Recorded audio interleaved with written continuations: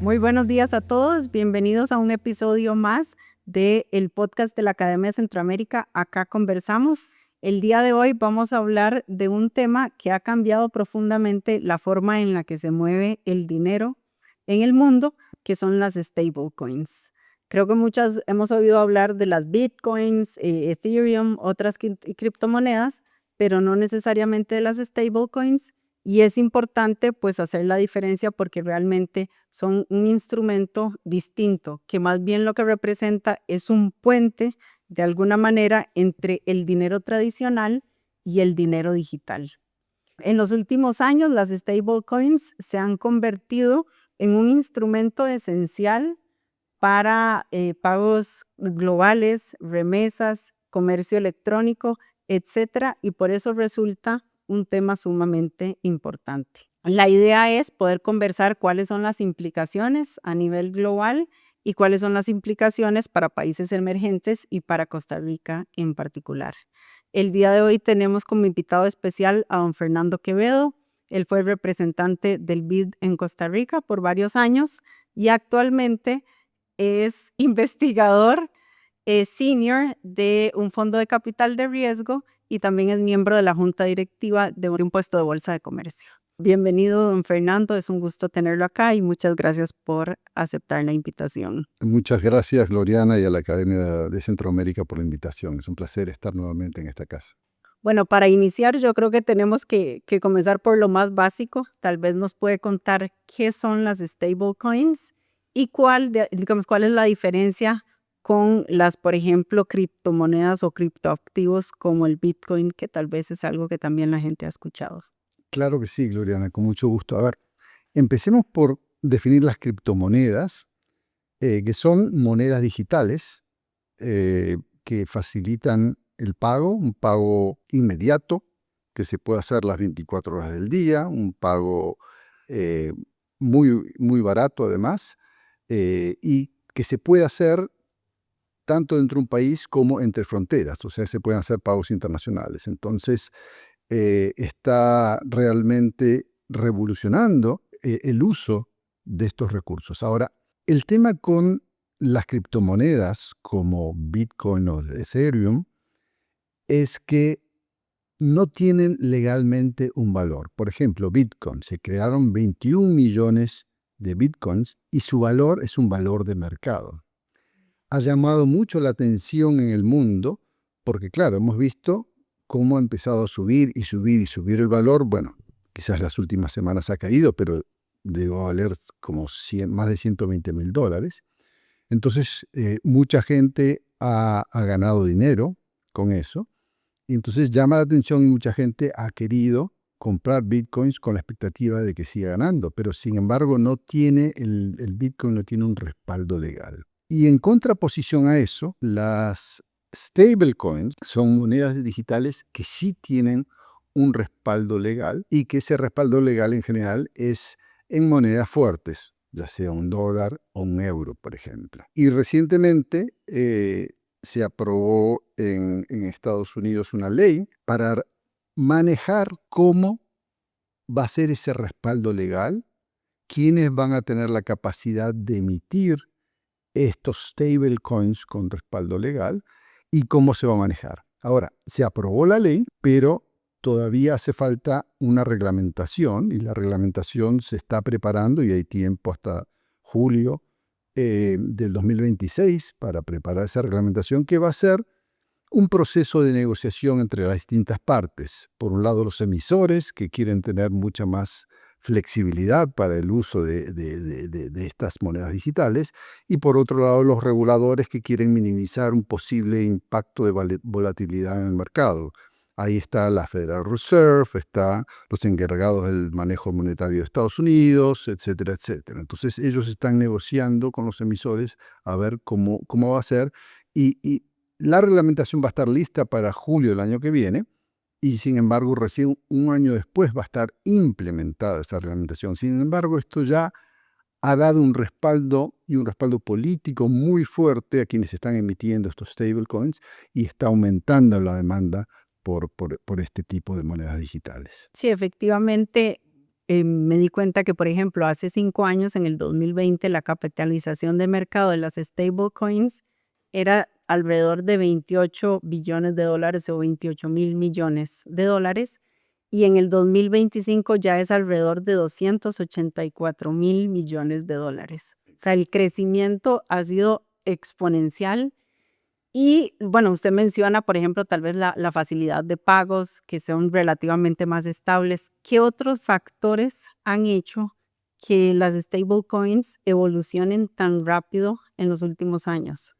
Las otras criptomonedas como Ethereum o Bitcoin que mencionamos antes no tienen un respaldo legal, ni tienen emisores que estén de alguna manera regulados, con lo cual su valor es el valor de mercado y esto les ha dado una volatilidad muy, muy fuerte. Bueno, la semana pasada, yo antes mencioné el valor de más de $120.000, la semana pasada estaba debajo de los $90.000, o sea, la forma de variación es muy alto y realmente tampoco hay un respaldo ni de los emisores. Entonces, por otro lado, los stablecoins están atados uno a uno, están respaldados en el caso de los que son respaldados por Estados Unidos con bonos del Tesoro de Estados Unidos.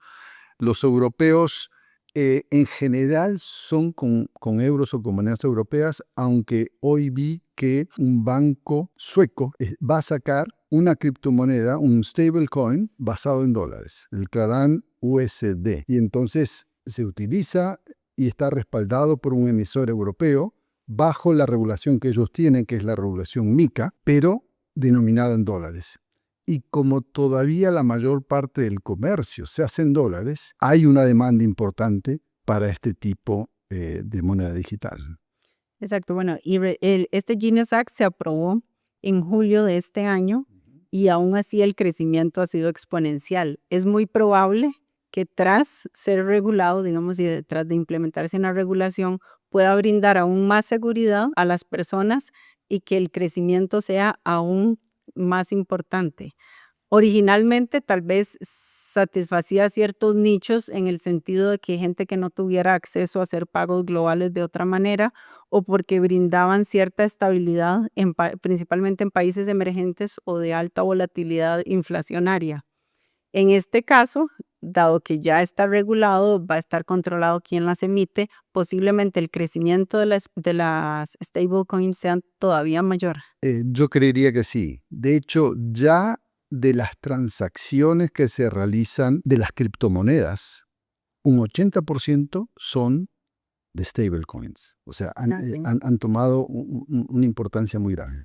Recientemente, en octubre, salió un estudio de Standard Charters en el cual ellos proyectan que para mercados emergentes de aquí a fines del 2028 se va a transferir $1 billón, o sea, en inglés $1 trillón, $1 millón de millones, digamos, a stablecoins. Ahora, esto implica riesgos importantes porque esos recursos pueden, en muchos casos, salir de depósitos en el sector financiero tradicional. No quizás en los países con mayor volatilidad, donde la gente a veces tiene miedo, tiene temores y no lo deposita en el sistema financiero regular, sino que los guardan en los colchones, en sus casas, en la caja de seguridad. Pero es una estimación muy fuerte, es un tema que los tomadores de decisiones deben tener en cuenta porque puede generar efectos a los cuales no estábamos acostumbrados hasta ahora, de salida de capital muy rápido, porque digamos esto funciona, es inmediato, es sin costo, es las 24 horas del día, entonces muchas medidas de política que se tomaban ante potenciales temores de la población que podían generar fugas de capitales, son instrumentos de política que ahora van a tener mucho menos fuerza. Claro. Bueno, efectivamente, sí, en la literatura y la evidencia muestra que es precisamente en países emergentes en donde ha crecido más el uso o la demanda de estos stablecoins, como por ejemplo El Salvador, Argentina, Ecuador y algunos países africanos, porque bien o tienen sistemas financieros muy rígidos o no les permiten poder ahorrar en otra moneda más estable, o bien también para esto de poder trasladar o transferir remesas. Es cierto, países que no tienen sanos sistemas macroeconómicos o cuyas políticas económicas son volátiles o de poca credibilidad, en esos casos las personas tienen temor a no mantener el valor de sus activos. Entonces, en país con altas inflaciones o hiperinflaciones, la gente está acostumbrada a buscar alternativas para mantener el valor de sus activos. Y las alternativas son tener dólares, tener oro. Y en este caso son criptomonedas que son muy rápidas de utilizar. En un país de estos en los cuales hay cierto temor, cualquier indicio de que algo puede pasar, con la velocidad y la credibilidad que dan los stablecoins, el impacto puede ser mucho más rápido. Entonces, y además en estos casos vemos que hay a veces profecías autocumplidas.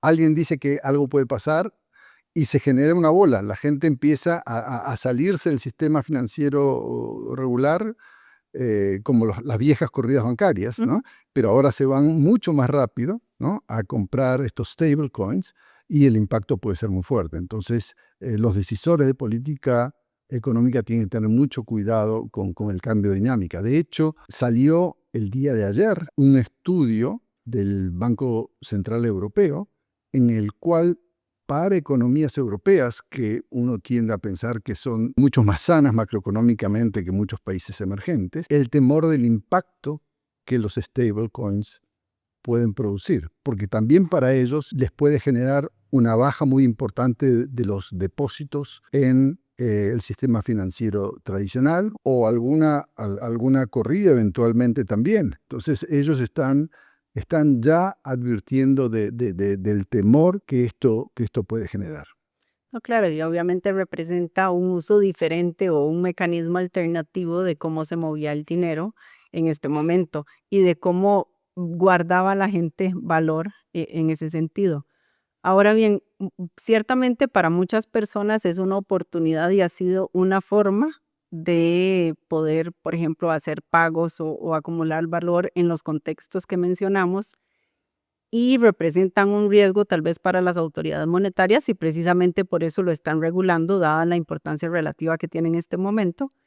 ¿Qué riesgos adicionales ve usted para las personas que reservan su valor en stablecoin, más allá, digamos, de los riesgos que tiene cualquier activo tradicional? Hay que ver cómo se termina de implementar el Genius Act, hablando de los stablecoins regulados en Estados Unidos, pero en general están respaldados por bonos del tesoro, o sea, es 1 a 1. Lo mismo los europeos, los regulados por MiCA, es 1 a 1. Ahora, por ejemplo, este estudio que yo mencioné del Banco Central Europeo menciona que, por un lado, los compradores del de bonos del tesoro de Estados Unidos en los últimos meses han sido crecientemente los emisores de los stablecoins. ¿Por qué? Está aumentando la demanda de los stablecoins. Los emisores tienen que respaldar 1 a 1 con bonos de tesoros, entonces están comprando bonos de tesoro. Y lo que ellos mencionan es que una potencial corrida de estos stablecoins también va a tener un impacto al cual no estamos acostumbrados en el mercado de los bonos. Entonces, ese es un potencial riesgo. Riesgo para las personas, sí hay mucho riesgo con las otras criptomonedas que no tienen respaldo legal. Yo esperaría que con una buena regulación los stablecoins debieran tener bastante menor riesgo y tienen ese respaldo. Sí, más bien le darían cierta seguridad, sería como invertir igual en un bono del tesoro que tiene cierto riesgo asociado a un rendimiento, pero menor que si invierte en un bono de mayor riesgo, por ejemplo. También en el caso de Bitcoin o Ethereum o estas criptomonedas no reguladas, ha habido mucho robo de hackers, ¿no? Se roban las llaves, se roban los passwords o incluso a tenedores de posiciones muy altas han ido a tratar de secuestrarlos para que den sus passwords. Entonces hay mucho mayor riesgo que el que está con emisores regulados, digamos, uno está más protegido. Bueno, eso en realidad es nuevo en el sentido de que yo más bien, o sea, el blockchain, que es digamos, el mecanismo de las criptomonedas, Más bien, muchas veces dicen que es relativamente más seguro, porque necesita como la aprobación de varias máquinas y que relativamente los algoritmos se van haciendo cada vez más difíciles, incluso para la generación de nuevas criptomonedas. Y más bien parte de los riesgos y de los desafíos que enfrenta el sistema financiero tradicional en este momento es la cantidad de fraudes que se dan, ya sea porque a la gente le roban la tarjeta de crédito o le generan un link y usted mete el password. Pensé que más bien era menos riesgoso la probabilidad de fraude utilizando criptoactivos. No ha habido, porque ha habido hackers, claro, así como se meten con los passwords que tenemos para el sistema financiero, digamos, tradicional, también los hackers se han metido, sobre todo cuando ven que hay cantidad importante de... Sí, claro, y podrían, igual lo mismo que antes que secuestraban a una persona y la llevaban al cajero automático, podrían la gente lo que tiene es la billetera fría, lo que se llama la llave, con la clave y podrían de igual manera. Más bien he escuchado que o sea, que hay un porcentaje, por ejemplo, de bitcoins que no es de nadie, en el sentido de que una persona perdió la billetera fría, la clave, y entonces no hay manera de recuperarlo, que de alguna manera pasa, no sé, con la gente fallece y queda la plata, pero queda en el sistema financiero tradicional. Hay una diferencia en eso. Bueno, acá también quedan quien emitió originalmente. Bueno, quedaría ahí. Claro, los bitcoins, los 21 millones de bitcoins. Pasando para Costa Rica, y Costa Rica tal vez no tiene el contexto macroeconómico que tienen otros países en desarrollo, ni los países emergentes, porque relativamente tenemos pues estabilidad macroeconómica, un sistema financiero accesible y bastante sólido, consolidado.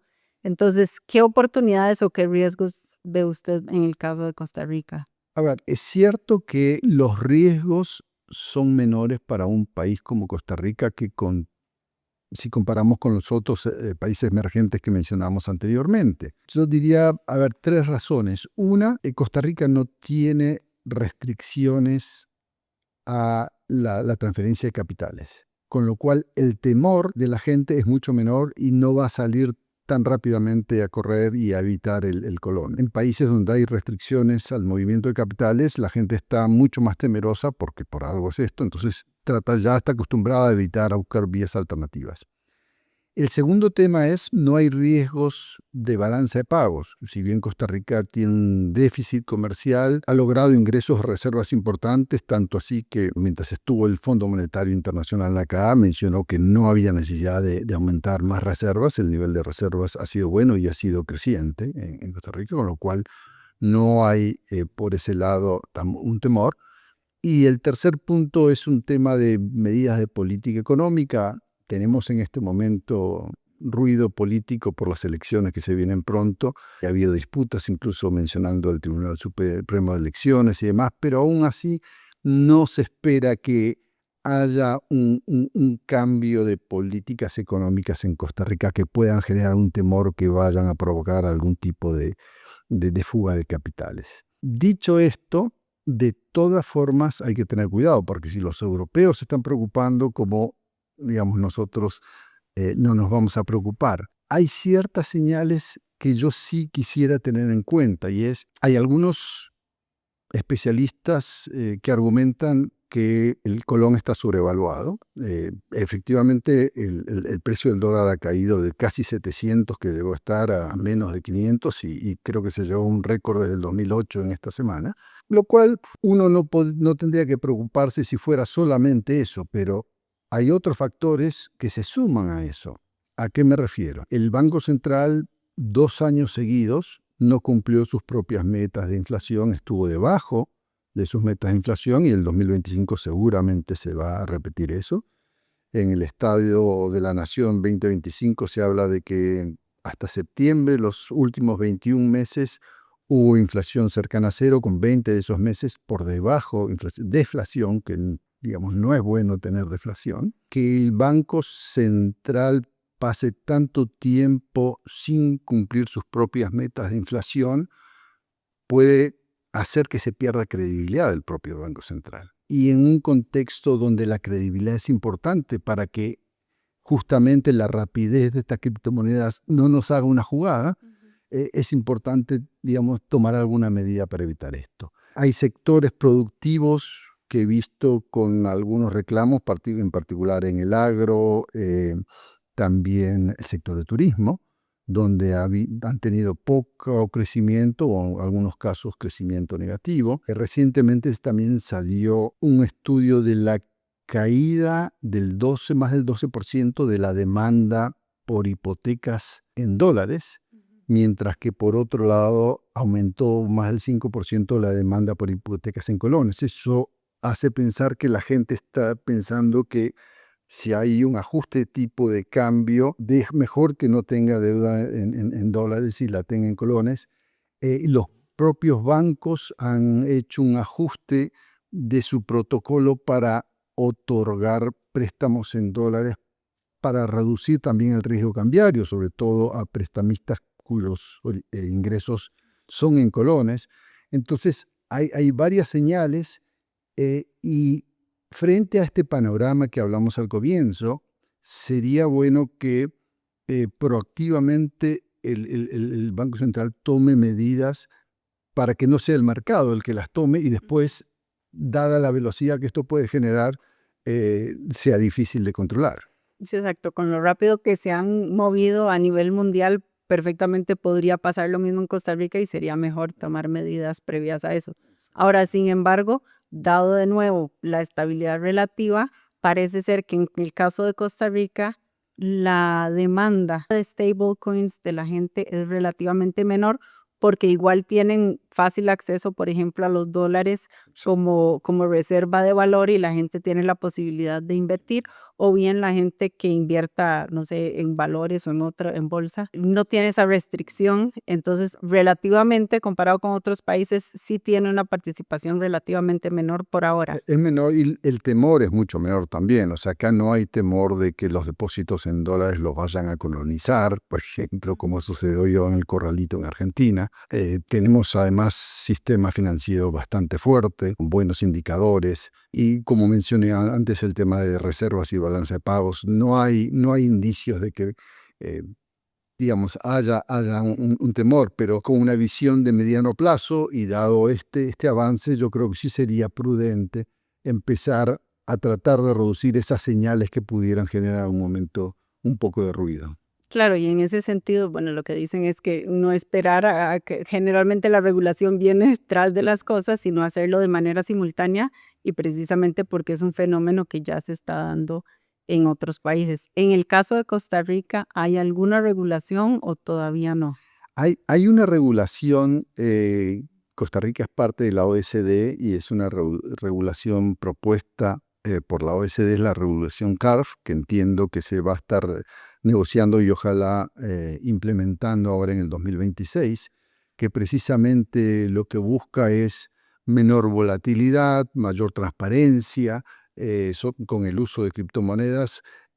Básicamente esto se originó en muchos países europeos que están buscando menor libertad para que quien tiene recursos de terrorismo o recursos ilícitos los pueda manejar libremente o evasiones fiscales. Entonces, esa regulación no solamente va a ayudar con esos objetivos, pero también va a ayudar a un menor impacto de volatilidad del uso de criptomonedas en el país. Bueno, sin duda las stablecoins representan uno de los mayores cambios en la arquitectura monetaria global en este momento. El cambio ha sido relativamente rápido. ¿Qué otra apreciación o mensaje considera usted importante antes de que cerremos el episodio? Estamos en un mundo en el cual los cambios llegan y llegan cada vez más rápido. Lo vemos, por ejemplo, con la inteligencia artificial y lo vemos en este caso también con los stablecoins. Entonces,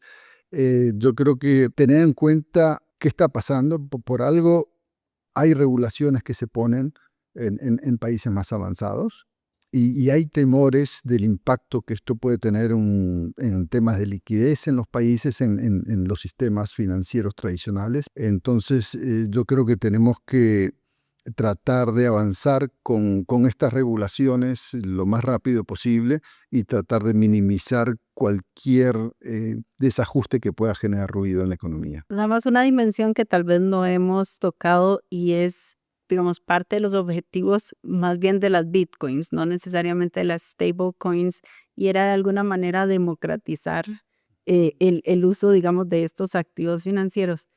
En ese caso, o sea, y usted lo mencionó, el tema de la inteligencia artificial, que es algo que también ha evolucionado muy rápido y que de alguna manera más bien puede ampliar las brechas entre las personas.